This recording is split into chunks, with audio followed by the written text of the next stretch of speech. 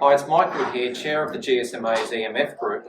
We've just had a fantastic EMF Forum for 2024, and it's been especially good because we've actually got to look at some live testing, and a component of this has been working with the IEC on looking at some of the test methods and the new case studies that are used globally.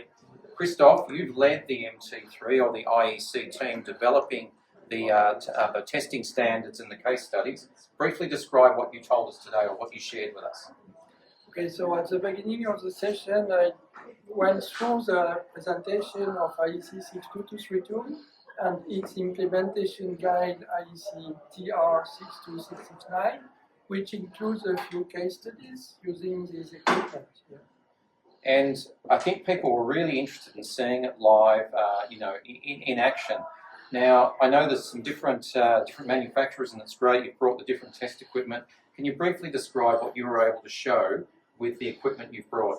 Thanks, Mike. It's an absolute pleasure to be here. BI Solutions has been presenting the one advisor behind the platform. This is a base station analyzer that, among other things, allows us to basically measure 5G EMF in frequency selective as well, but in code selective, reference beams, or on traffic beams, or a combination of both.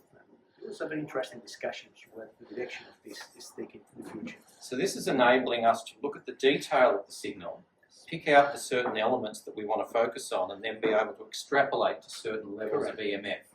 And because traditionally we've looked at spectrum analysis, where you're looking at a frequency selective range of measurements. Stefan, I think you've brought a spectrum analyzer, and we've looked at traditional methods. Yeah. What were you able to show us today with the equipment you brought? Yeah, Mike, we showed the field-proven SRM with its integration of a frequency, and we also hear how the acceleration is done, as well as our new device that can, as you can see here, really measure or take into account also the time where with beamforming over time signal changes. So this makes the measurement much easier than in the past for extrapolation of the signals. And we just showed here in the more or less real conditions, under real conditions, how that can be done. So we're in a real world environment here in a hotel in Brussels. It could be somebody's home. We could be looking at what is the total background level. Now, it was very interesting because you had a broadband meter on the end from, and you were able to look at everything, no matter who was doing what, including the 5G, and the base station's just up the street. So when we increased the power of the base station, you could see it instantly. So what was the advantage with what you were looking at in your instrument? Thanks. So we bring today the SMP3, which is a broadband measurements that take into account all the frequency from 100 kHz to 8 GHz. And you have a direct reading of the EMF measurement. Right now it's 0.7, but we saw outside that it was 2 to 3 depending on the load of the antenna. But yeah, so we saw actually the case A application of the standards. So that's really interesting to share that. So one of the key things when we're looking at EMF assessments is trying to define what's the problem or the case you're trying to solve.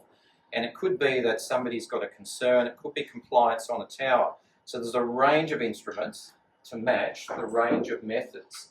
And we're so far more advanced now than we were, say, 5 years ago when 5G was first introduced, that I thought it was worth just introducing some of the players, looking at some of the results, but from the interest that we had in the room, and you can see loads of people walking around and observing this, it's been such a fantastic afternoon.